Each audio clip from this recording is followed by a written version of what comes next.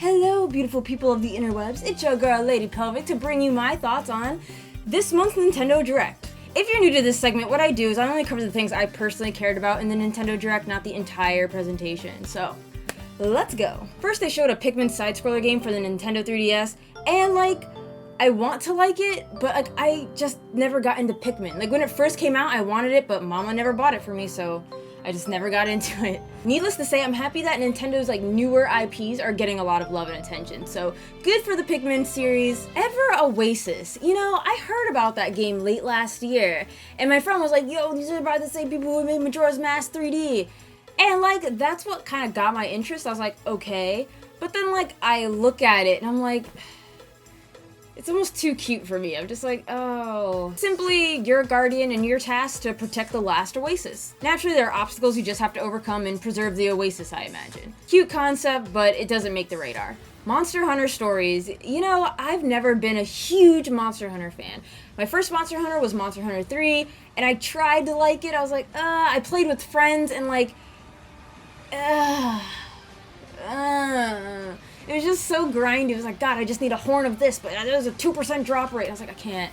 Then came Monster Hunter 4, and I got better at it, and I tried again to like it, but So Monster Hunter Stories, it's taking a bit of a different take where you raise and train and, capture the monsters, and you swim and you fly and you travel with them and you fight with them, and with a turn-based battle system. And while that's more traditional JRPG-y, I have Pokemon. My only real malicious incentive of getting this game is to capture the Rathian and the Rathalos, simply to make them my bitch.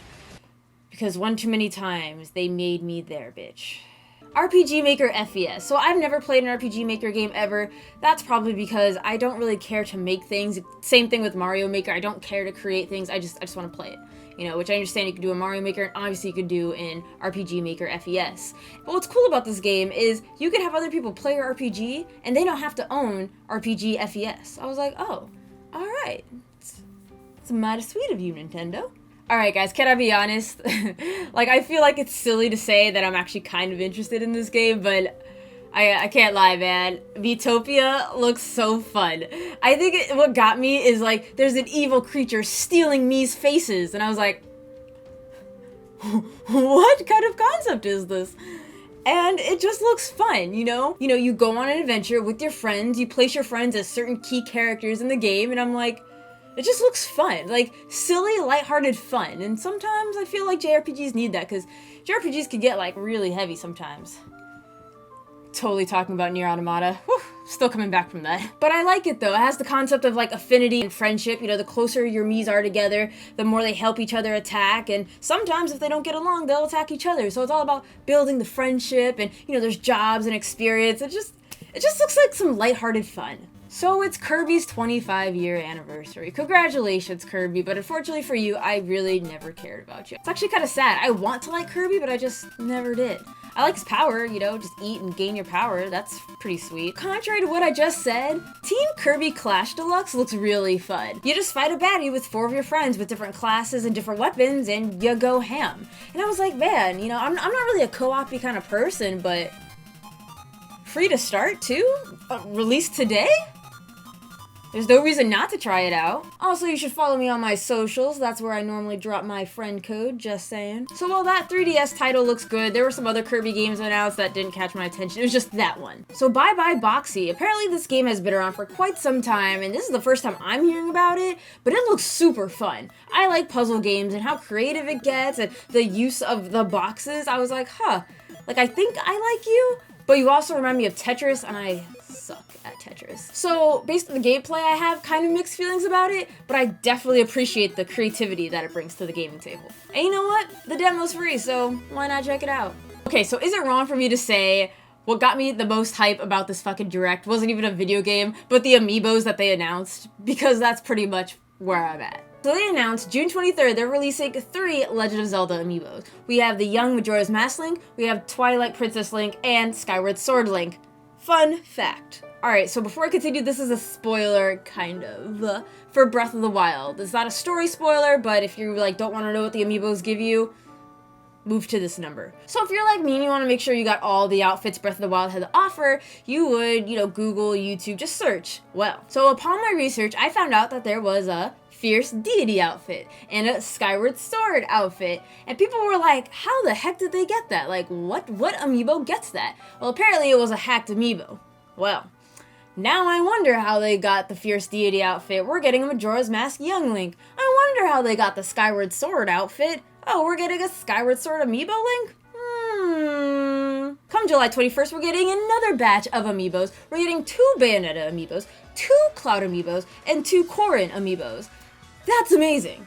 I'm getting all the Bayonetta and like maybe Cloud, I guess. So after like a speed run of all those mini games, we're going into the meat. We're going into ARMS, which is what I'm personally looking forward to, even more so than Splatoon. ARMS is Nintendo's newest IP, and they just kind of showed us a snippet of what's coming, in the beginning. Now, this definitely expands on what ARMS is really all about and what it really brings to the table. First, you're introduced to Biff, who's like the commentator. I don't know, he's kind of lackluster for me. I'm partial to like the 2 commentators. I forget like what it's called, like from the Muppets or whatever. Or what, like they're just both jackasses. I'm like, I needed one of those, please. But anyways, so one thing that I like is there's different types of arms. There's heavy, there's glove, there's curve, which all suit different playstyles. Not only are there different arms, but there's different attributes, like fire knocks over your opponent, or ice slows them down. So I'm over here like, yes, something more than just throwing your arms at your opponent. Like, good job. Like, I'm really liking what I'm seeing. So we got different types of arms, we got different types of attributes, and then we have different characters, each that have like their own special super, if you would. And then we have a new character named Min Min, who's modeled after ramen noodles. And not only does Min Min have a badass dragon, but she can also kick and knock back enemy attacks. Awesome. If you're still not sold, I love the fact you can mix and match arms. Plus, did you know an arm can go down? You could literally destroy someone's arm, and it, I guess, takes a while for it to come back. That's strategy. This game is more than just about throwing punches. It's about precision, it's about knowing your enemy, and it's about knowing what kind of arms you want to use. You've managed to make me, who's not really into fighting games, very interested, and I'm sure many other people feel the same way. In addition to that, the 2-on-2 battle system, I was like, oh yeah, it's going down. It's about to get chaotic. And to top it all off, we get some nice new neon colors to kind of go with the whole ARMS theme of bright, shiny neon.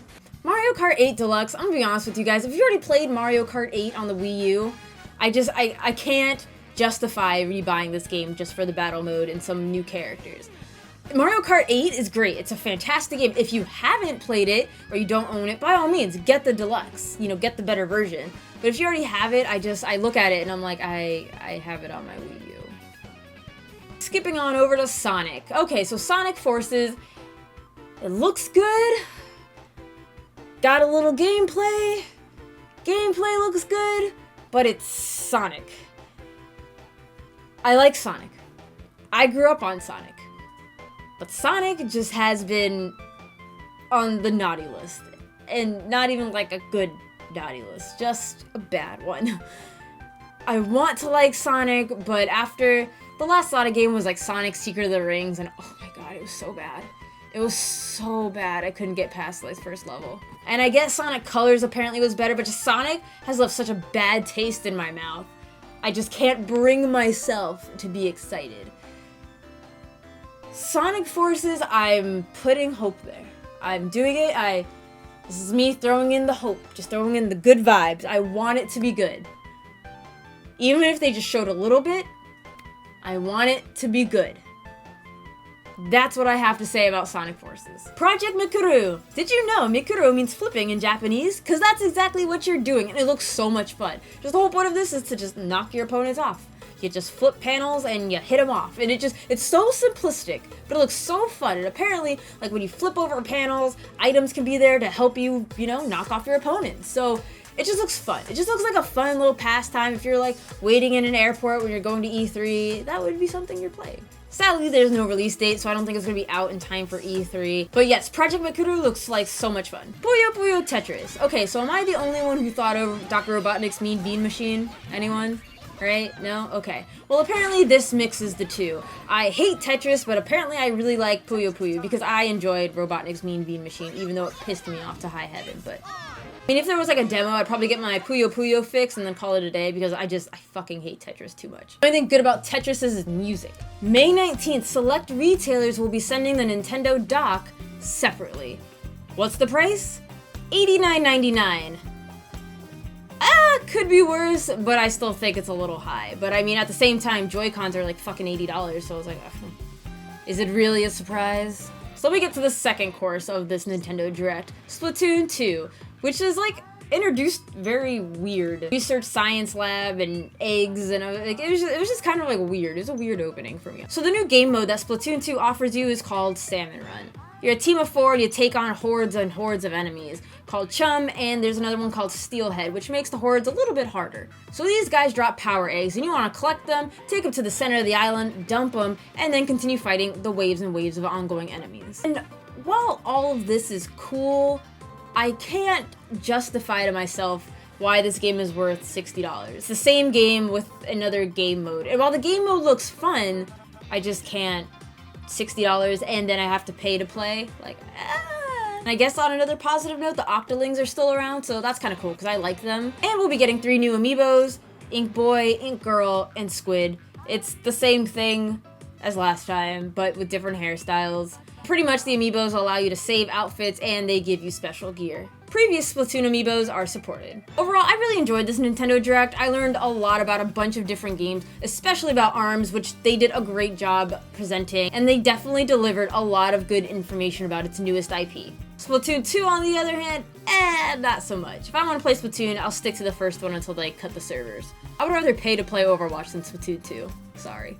I don't think of the quick games that they showed, there wasn't anything groundbreaking, but it was still like a good, fresh reminder, like, oh, this game's coming out, or oh, this game looks interesting. Something to kind of like patch the holes of like the dead game zone.